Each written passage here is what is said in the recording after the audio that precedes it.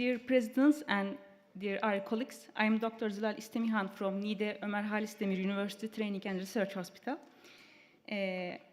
First of all, we would like to thank the organizing committee for their polite invitation. Our subject today is cholestatic liver disease. What is the treatment target? Our response for this question is, it is the biochemical response. Cholestatic liver diseases cause liver damage and fibrosis owing to bile stasis. They are slow progressive chronic liver diseases that are caused by bile duct destruction and fibrosis leading to cirrhosis. The pathogenesis of the disease is still unclear and effective treatments are limited.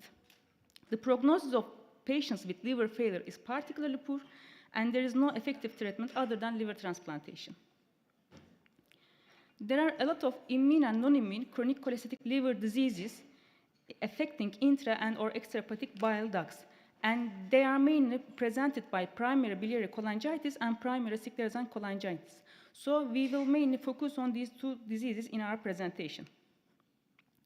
In these diseases, which have a lot of pathophysiological mechanism to their development, symptoms and complications range from pruritus and fatigue to liver failure and mortality, and they significantly impair the quality of life. As with many chronic liver diseases, during the treatment period, failed metabolic hemostasis respectively results in cell stress, inflammation, and lastly fibrosis. But unfortunately, fibrosis is mostly irreversible. So the early diagnosis and early and effective treatments are essential. What must be our treatment target in this group of diseases? The main treatment principle is etiological treatment and prevent complications by stopping biliary injury and cholestasis. But how can we reach this target? And what is our indicator of treatment response? Is it biochemical improvement or is it clinical improvement? Guidelines, which are mainly studied on PBC, recommend us biochemical response as treatment targets because biochemical improvement predicts risk of disease progression and long-term outcomes. In PBC management, there are some scoring systems to predict this treatment response, but all of them are mainly based on laboratory parameters, especially ALP and bilirubin levels. In terms of survival in PBC management, normalization or near normal levels of ALP and total bilirubin are ideal. In a recent study, we are seeing that ALP and bilirubin normalization is the most important parameter in the determining of survival. Laboratory normalization is associated with the lowest risk for liver transplantation or death in PBC patients, and this has important implications for treatment targets. In fact, in patients with normal bilirubin levels, the lower bilirubin levels means the better prognosis or better survival. While there are detailed studies on PBC, the treatment targets for the other chronic cholestatic liver diseases have not been studied very well. Unlike PBC, PCS has no proven disease-modifying therapy. ALP improvement is associated with better outcomes, but it is not an accepted treatment target. Biochemical improvement is prognostic, but not therapeutic in PSC. In PSC and other immune or genetic cholestatic liver diseases, key treatment targets are to reduce bile acid toxicity, to take the symptoms under the control, and disease surveillance for disease complications. There are some active clinical trials for PBC and PSC, and most of their primary endpoints are biochemical response. If we compare the biochemical and clinical targets point by point, biochemistry, especially ALP and bilirubin, directly reflects cholestasis and hepatobiliary injury, but symptoms have poor correlation with histology or disease progression. Biochemical improvement predicts transplant-free survival, cirrhosis, or mortality, but clinical target doesn't. Biochemical improvement is validated surrogate endpoint, but clinical target isn't. Guidelines recommend us biochemical improvement as treatment targets, and clinical trials are mostly using biochemical improvement as primary endpoints. And we know that symptoms may improve without disease control and may worsen despite disease control. And in our presentation, we are saying that biochemical improvement means prognosis, clinical improvement means quality of life. Thank you for your attention.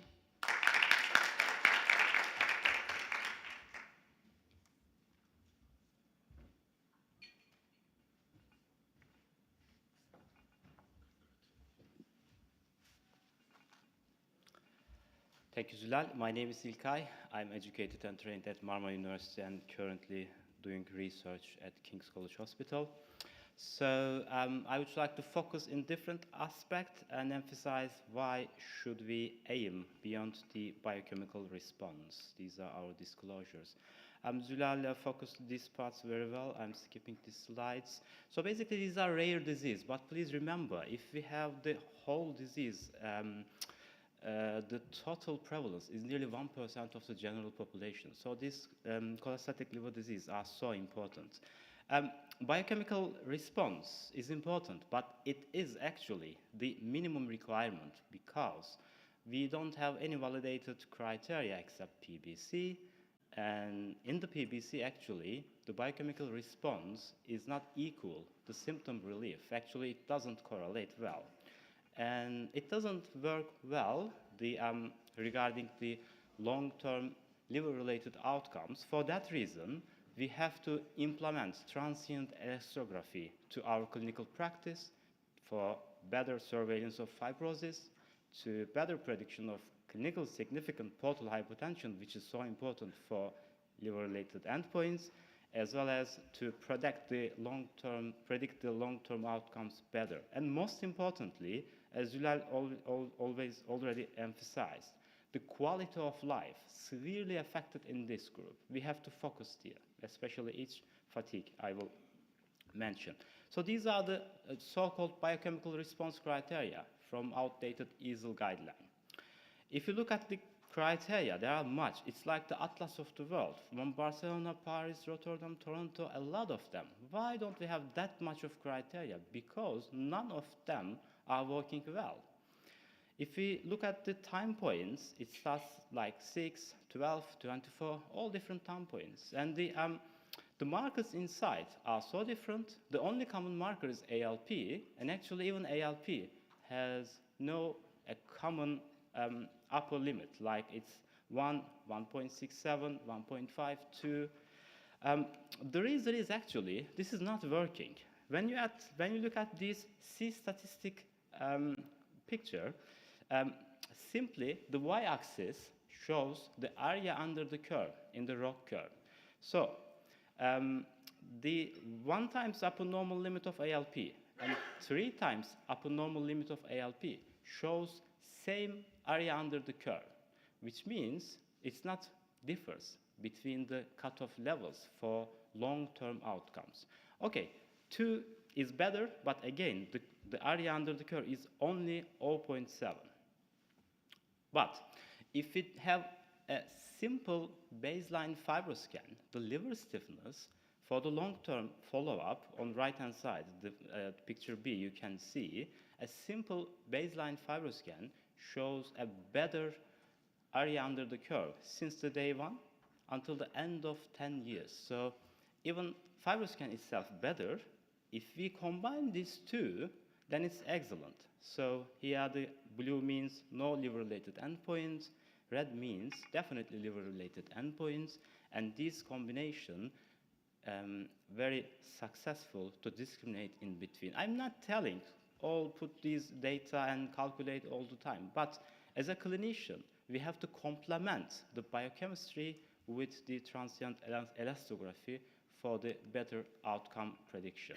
And also we have to remind the lessons from obeticholic acid experience.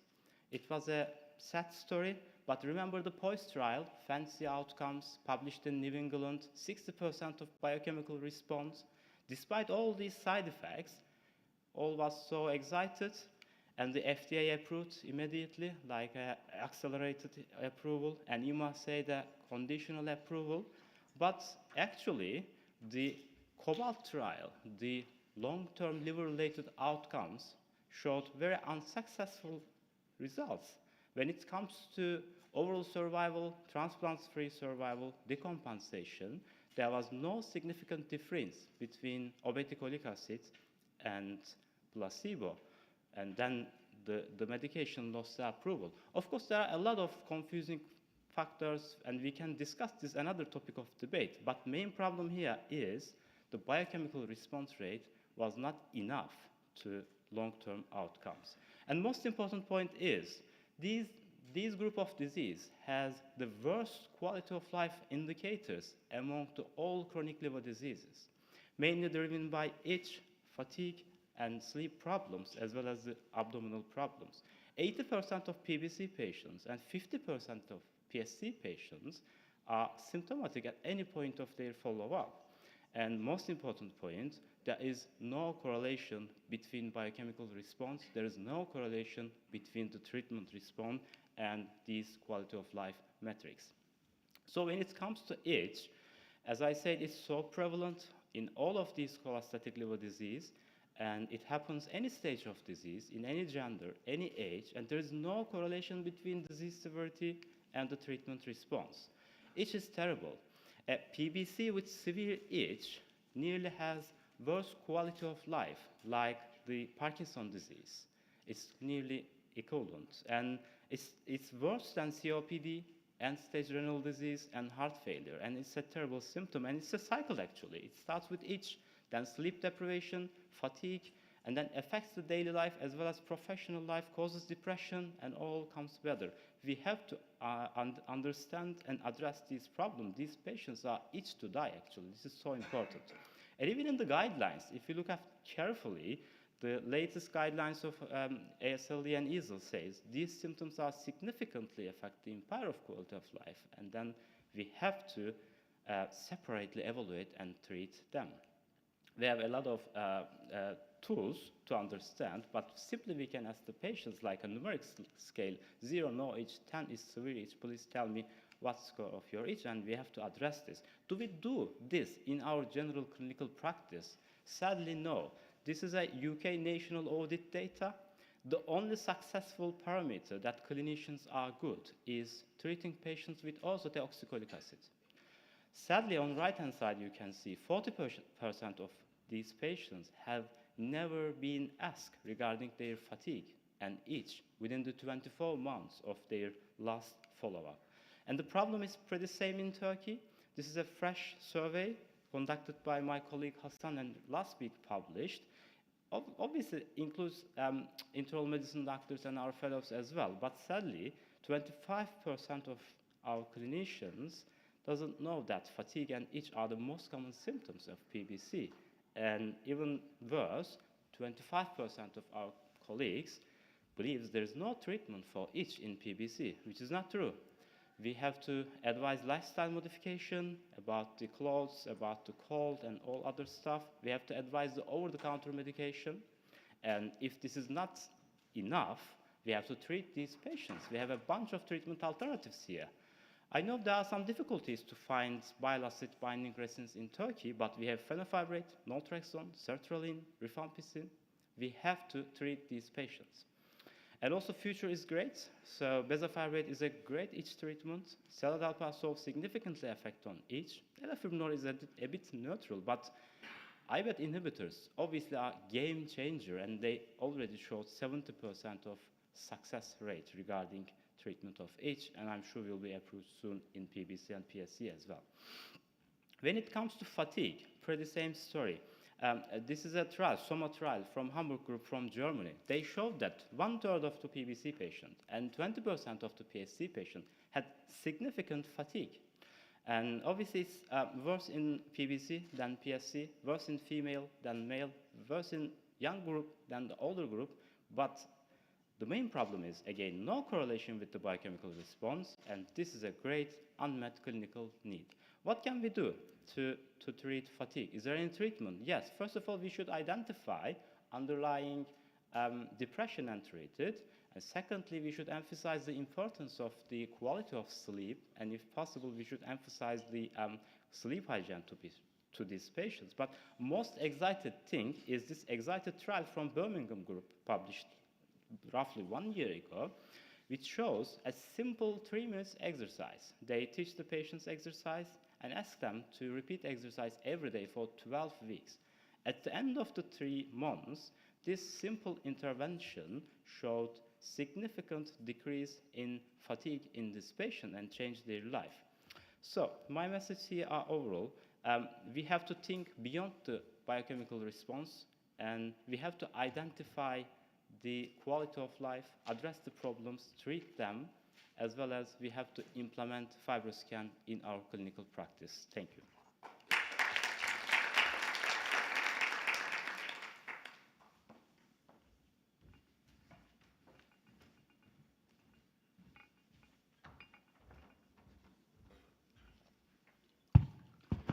Thank you very much. I'm Kenan Mural from Başkent University Department of Gastroenterology, and I'm directly getting into the topic.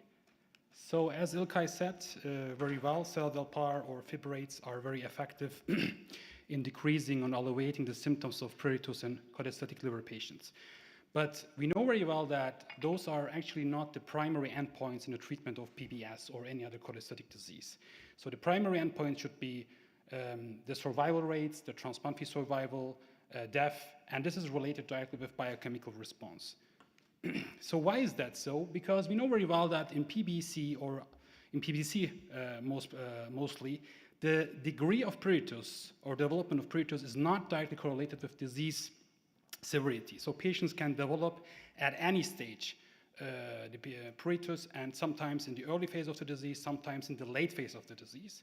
And hence, of course, this is a very heterogeneous spectrum, and putting this as a surrogate marker for a primary endpoint is less feasible. Yes, we know very well that there are ductopenic variants in PBC, and they are directly related with transplant-free survival and mortality, but this is a very minority group of patients, and we know very well that in the end stage, some of those patients' pruritus symptoms are vanishing and they go away. So putting pruritus as a surrogate objective marker is less feasible. On the side, if you're making a glimpse to the primary sclerosing cholangitis part, there is a hope for the other side. But if you're getting more deeper into the subject, you can see that, yes, pruritus is correlated with disease severity. When a disease is progressing, the patients will develop cholangitis. They will have more debilitating pruritus symptoms. But as you can see very well, they also have, it is also related with the enzyme level, so with biochemical response. So this doesn't make, you can't make a statement from this and say, let's discard the biochemical response and put pruritus into the primary objective.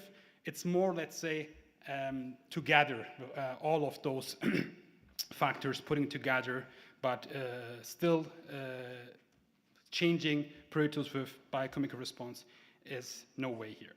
What about fatigue? So this is a very debilitating condition, especially in PBS patients.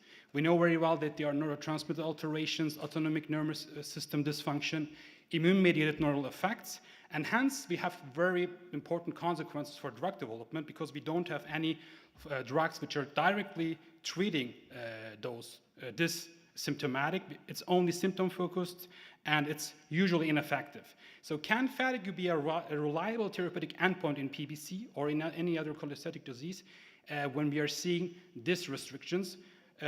We don't think so.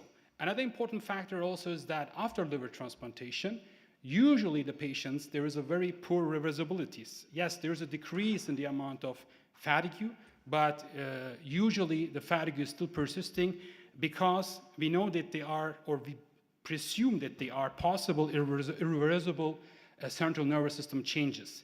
So when we are putting all those together, we see that on the one side we have the biochemical improvement. If you're decreasing the ALP levels, the bilirubin levels, you're decreasing the bile acid-mediated injury, you're decreasing the fibrosis progression, you're decreasing the time or increasing the time transplant-free survival, increasing the time to death. So it's a more validated surrogate for disease activity.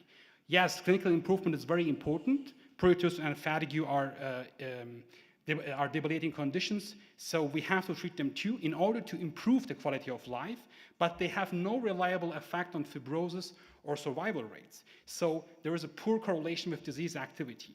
At the end, if you're looking, biochemical target is related with prognosis, and clinical target is related with the quality of life. So biochemical target, I think, wins here in this glimpse. Thank you.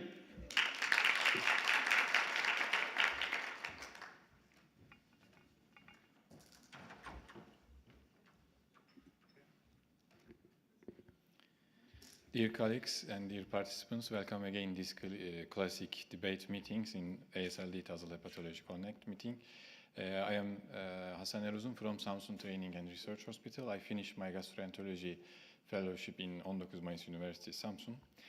And I'm talking about why we should be at the side of clinical improvement when we evaluate the treatment response in cholestatic liver disease.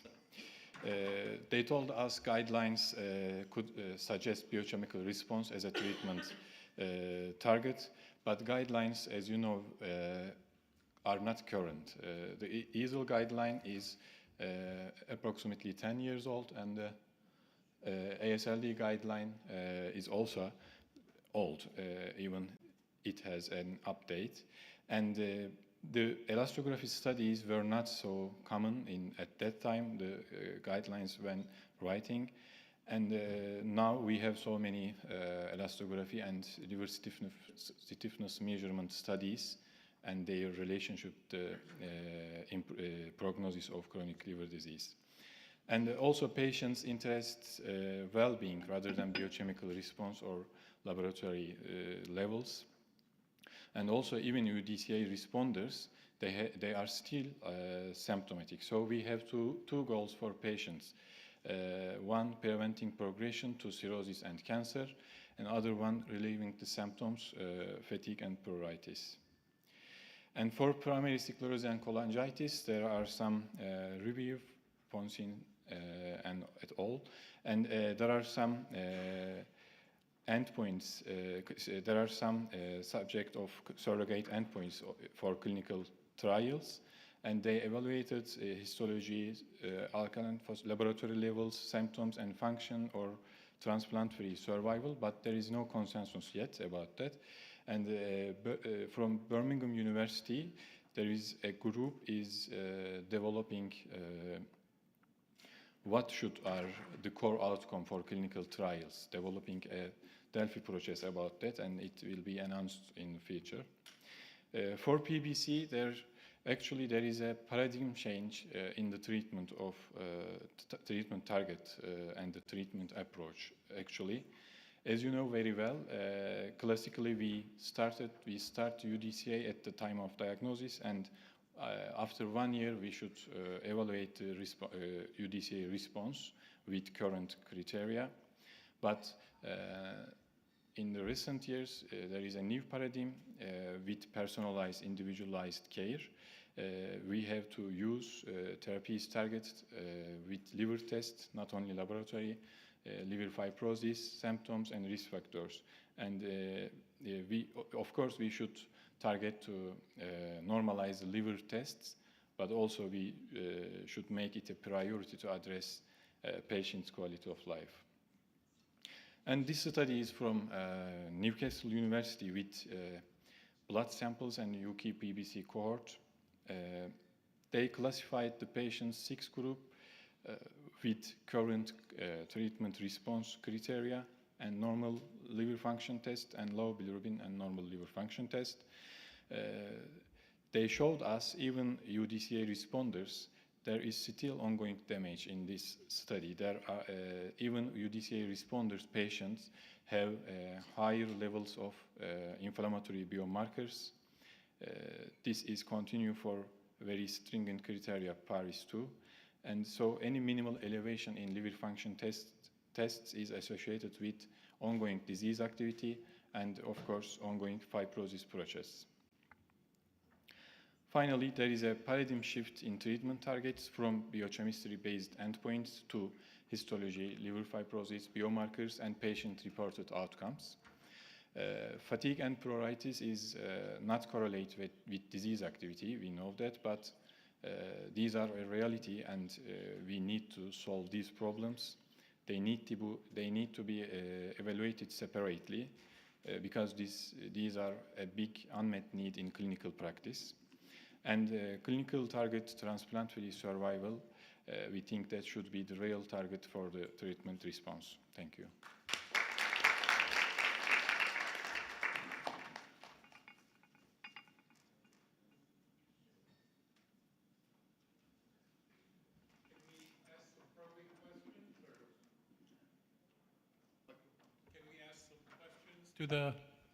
To the debaters? Yes. Okay. Going to start? So obviously things have moved on since obeticholic acid was revoked by EMA and voluntarily withdrawn by the manufacturer. I do want to make a small clarification and then ask you guys a question. So obeticholic acid failed the COBALT trial primarily because the COBALT trial did not enroll its target. That is because of something called functional unblinding. Essentially, when the drug became available on the market, people started taking themselves off the trial and actually just getting the drug prescribed to them, which made it impossible to prove that the drug meets the hard endpoint data that the agency required. So I think, in fairness, just history more than anything else, that was the reason why the drug didn't pan out. I guess my question for you is, in an ideal world, both your arguments are valid. We need to focus on the patient's quality of life. That is what we do as doctors. We want to make people feel better, live better, and we also want to make them live longer, which is what prognosis is. So I guess, how do you reconcile both? I think the folks to your competitors just basically said do both, but you have a more nuanced answer to how we might be able to achieve that. Thank you for the comment first. Yes, actually for that reason we said beyond the biochemical response, because obviously biochemical response is the minimum requirement, but it's not actually solve any problem that impair the quality of life, which are most importantly fatigue and age. So the gold standard treatment, the first line treatment, has no effect on age. That means you will treat 60 to 80% of PBC patients with orzo. You will have good biochemical response. They will live enough. But meanwhile, 80% of them have itch, and a subsequent of them have severe itch with impact to quality of life. So how can we solve this? First of all, we have to ask patient. Secondly, we need to actively treat them. We have 5 steps to treat them for the itch. For the fatigue, I try to emphasize, again, the main problem, the clinicians do not ask fatigue because they are afraid of that. They cannot solve the problem, which is not true. We should ask, and if there's any fatigue, we should focus on the presence of underlying depression and anxiety. If there's any, we should refer.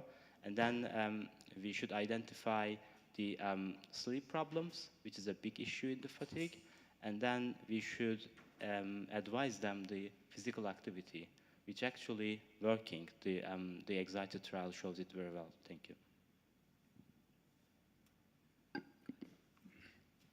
Thank you very much.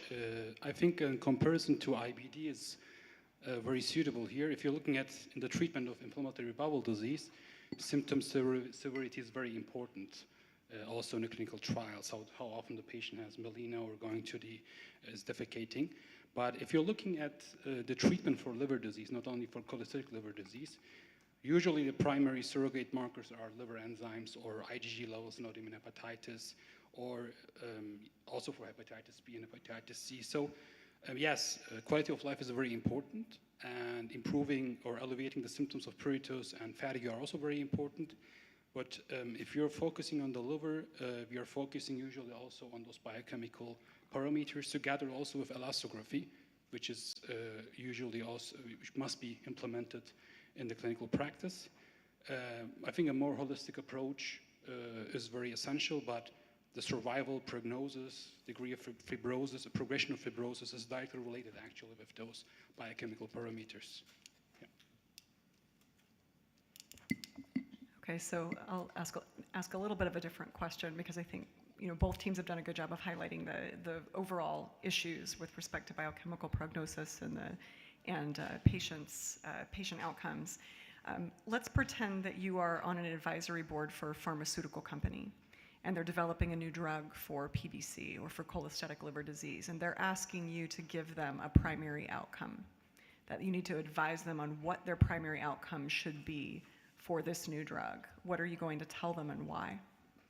That's a great question, thank you. So actually there's an ongoing clinical trial for the fatigue in PBC, and they developed an excellent tool, clinician-based quality of life assessment tool, and they tried, and I think they presented last year in EASL. It's working very well between the groups. So when it comes to solve this problem, it's easy to develop the criteria.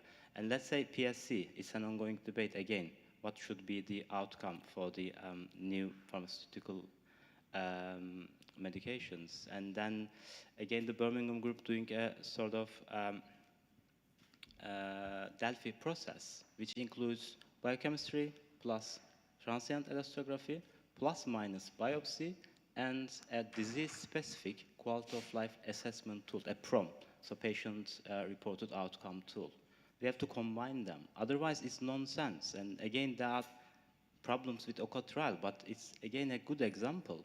You got a very good biochemical response. It was 65% from 10 milligram, but it didn't work at the end. So, yeah, the outcome should be changed. Thank you. Yeah, I think holistic approach is important here. A biochemical response, elastography, and also in the study trial, secondary endpoints regarding quality of life, pruritus and fatigue, how the diseases, how the drugs are actually improving those parameters are very essential. Regarding the OCA trial, yes, there are some, of course, as Pierre has also mentioned, problems in the study design, but we have to acknowledge the fact that the majority of the trials are, again, seeing the biochemical response or elastography as the primary surrogate markers. Also, regarding ursodeoxycholic acid, if you're giving the therapy, you're looking at the biochemical response. So primary endpoints, liver elastography and blood levels. Secondary endpoints should be the quality of life and pruritus, I think. That's... May I ask a question? Yes. I want to thank all of you, and I see that you are better than us and developing. It's good for developing of our country and hepatology. My question for all of you is, how many of you give your patients for liver transplantation in terms of the quality of life, especially pruritus, untreatable or pruritus? Yes. For patients who are transplanted or pre-transplant? Give transplantation As for low quality of as life, an indication. especially As an intractable priority. Okay. priorities, yes. Yep. Yeah, actually, usually in patients with primary sclerosing cholangitis, so we had, I think, 2 patients like that, which were intractable pruritus, and they were developing acute cholangitis. And we know that if you're doing ERCP, you are not actually improving the survival rates in those patients. So at some point, when the patient is not deteriorating anymore, you have to do transplantation. For PBC, if the patients are having the intractable pruritus, I had one patient who had the ductopenic variant of PBC, and she had a very good, actually, functioning liver besides the ductopenia, and she went to transplantation at the end because there was no any hope. Yeah. I know it was a good indication historically after the nasobiliary drainage, you were transplanting people for this, but at King's, we no longer do transplant for the itch or fatigue because we have options, and currently Veroliximab is treating nearly 70% of intractable itch. Another thing is, in PBC, if we transplant these patients for itch, as disease severity is terrible, the disease come back after transplant. So the post-transplant outcomes are not good enough for the PBC. So it's no longer an indication. For PSC, it's still an indication, but again, we are much more careful, and the indication is so limited nowadays. Okay, well done. So my question is that, what is the best predictor for survival in this patient group? Fibrosis or pruritus? Do you know any patient who died because of pruritus or because of liver failure? So what is the best option to treat? Can I say something about that? I get your point, but I've been doing this for over 2 decades, and in the 2 decades and some that I've practiced hepatology, I've actually had 2 patients successfully commit suicide because of intractable pruritus. So pruritus does kill people. This is not something to... Yeah. In point of psychology, Right. we need support for psychiatrists because depression is very high according to my practice. And also, these patients come to with your biochemistry panel. going to do? So this is another depression sign. Right. She's afraid of that. Thanks. Yeah. So it's really a great talk. Thank you very much. You had already discussed all of my questions, actually. But I had, in the beginning of my residency, I remember of her, she has a severe pruritus, and we just tried any drugs in that list, and she's the reason why I know that drugs, really. And she committed a suicide. Liver transplantation should be a good option in that point. Maybe I can ask, until when do you start thinking of a liver transplantation in such a severe case? So I think the IBAT inhibitors working great should be offered as a part of clinical trial, or should we get from another country? And then nasobiliary drainage, again, working good. I know it's not sounds good, but it's effective. And then yes, transplant still on the table. But if we follow these steps, I'm sure you will not need anymore. Yeah, I think here it's very important that if the patient has a very severe ductopenia, at the end, if you're still making symptomatic therapy, they will have refractory pruritus. If the loss of ductus is over 50%, at the end, those patients are very, very minority of patients, but they are going to transplantation. Okay, in the interest of time, I think we have to end. You get the last Okay. word. Yep. So, as the last question, Yep. I know. Stop, yeah. I just want to ask the audience. I mean, would you like to live a great life but a shorter life, or would you like to have a miserable life and a longer life? So, which one would you prefer? I mean, actually, itching every day, having depression, but a longer life, or is it perfect quality of life but it's short? So, perfect quality of life but All right. short, There you go. but low quality of life but a longer life. All right. Okay, Well, there we go. Yep.